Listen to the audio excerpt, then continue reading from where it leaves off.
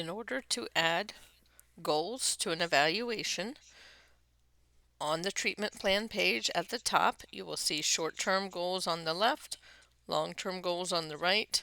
To write your own goals, click the blue plus button. It will open up a box for you to type in your own goals. So patient will perform sit to stand with min assist, for example. Once you write a goal, to the right of the goal, you have to click this exclamation mark to put in for the number of weeks. Same with long-term goals, click the plus button. You can type in any goals and then just put in the number of weeks for the goals.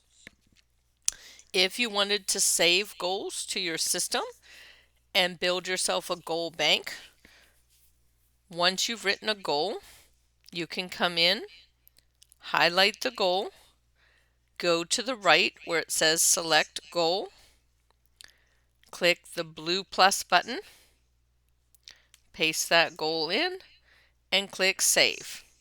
Now that goal will be built into my goal bank. And that is how you save a goal into the system.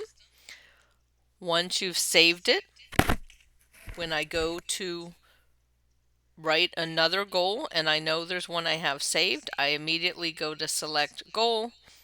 I've built myself a goal bank. I can search by any word. It will find any goals that have that word, and then I click for short or long. One click, now that goal is on my list, and I can still open the goal back up, change the score, customize it further for my new patient. And for any practices that have more than one therapist, each therapist will design their own goal bank. But then if they click results by user at the top and uncheck that box, now I would see any goals that anyone else in my office had that I could use their goals instead.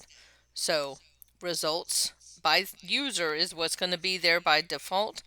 But then if I worked in an office that had other therapists and I click results by office, I would see the goal bank of anyone else in my practice and I could use their goals instead.